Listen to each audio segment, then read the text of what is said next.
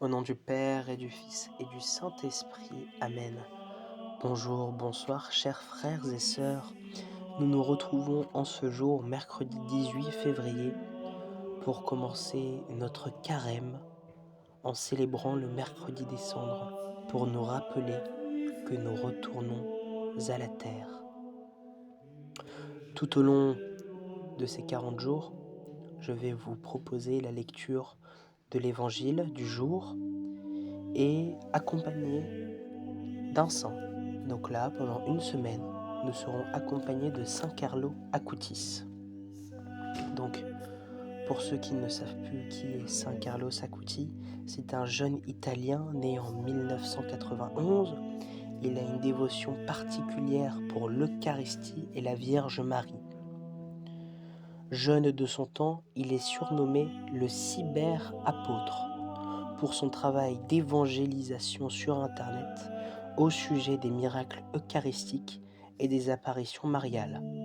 Il est décédé le 12 octobre 2006 à l'âge de 15 ans d'une leucémie foudroyante.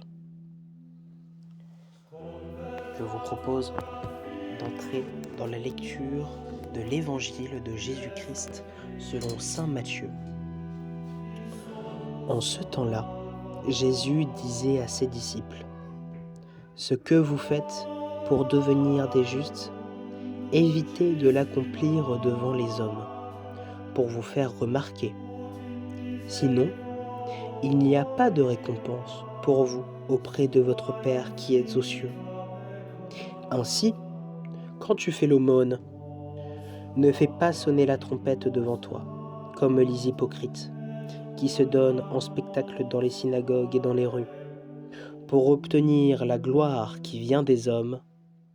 Amen, je vous le déclare, ceux-là ont reçu leur récompense. Mais toi, quand tu fais l'aumône, que ta main gauche ignore ce que fait ta main droite, afin que ton aumône reste dans le secret de ton Père qui voit dans le secret te le rendra. Et quand vous priez, ne soyez pas comme les hypocrites. Ils aiment à se tenir debout dans les synagogues et au carrefour pour bien se montrer aux hommes quand ils prient. Amen, je vous le déclare, ceux-là ont reçu leur récompense. Mais toi, quand tu pries, retire-toi dans ta pièce la plus retirée, ferme la porte et prie ton Père qui est présent dans le secret. Ton Père qui voit le secret te le rendra. Et quand vous jeûnez, ne prenez pas un air abattu, comme les hypocrites. Ils prennent une mine défaite pour bien montrer aux hommes qu'ils jeûnent. Amen, je vous le déclare, ceux-là ont reçu leur récompense.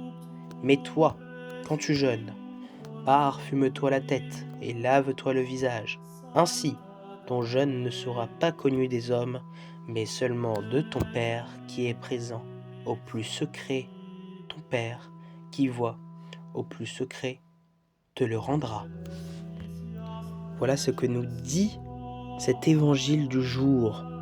Dans ce texte, Jésus nous donne un programme très précis pour le suivre dans ce monde afin de le rejoindre au ciel. Ce ne sont pas de grandes paroles, mais des actes concrets qui invitent à se mettre en route en ce premier jour du temps du carême. Il s'agit de discerner ce que l'on souhaite vraiment, la gloire ici-bas ou le bonheur éternel avec Dieu. La sainteté n'est pas la gloire terrestre. Chercher la gloire terrestre correspond à notre relation à Dieu. Se convertir, c'est laisser toute la place à Dieu pour agir dans notre vie. Et si nous cherchons aussi notre gloire ou l'approbation des hommes, cela sonne faux. Si nous visons le ciel, appliquons ce programme proposé par Jésus pour Dieu seulement. La petite question que je vous donne, chers frères et sœurs,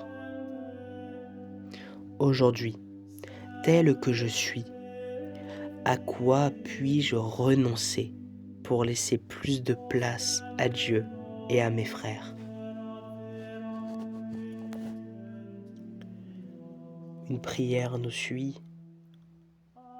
Voilà, je vais prier pour vous en ce jour. Seigneur, en ce premier jour de carême, envoie ton esprit, que tout ce que je vais faire soit pour me convertir et me rapprocher de toi. Mets en mon cœur un désir plus grand du ciel. Amen. Voilà ce que Saint Carlos Acutis déclarait. Notre objectif doit être l'infini, non pas le fini. L'infini est notre patrie depuis toujours. Nous sommes attendus au ciel. Voilà, chers frères et sœurs, je suis en union de prière avec vous pour demander au Seigneur de nous reconnecter à lui pleinement, de voir toute sa splendeur, toute sa gloire, toute son immensité. Oh, s'il te plaît, Seigneur, apaise nos cœurs durant ce temps. Donne-nous de te reconnecter à toi, que de nos yeux d'humains, nous puissions, au jour de notre mort, voir toute ta splendeur. Oh, s'il te plaît, Seigneur, je te fais une dernière demande. Bénis-nous, Seigneur. Garde nos cœurs de la chair, de l'envie, de la tentation, de l'orgueil, qui déchire notre monde. Oh, s'il te plaît, Seigneur, guéris les personnes les plus ardues. S'il te plaît, Seigneur, rends leur cœur aussi doux que le tien, pour qu'ils puissent enfin connaître toute ta splendeur. Oh, s'il te plaît, Seigneur, bénis-nous, au nom du Père et du Fils et du Saint-Esprit. Amen. Que le Seigneur vous accompagne et vous guide. Au revoir.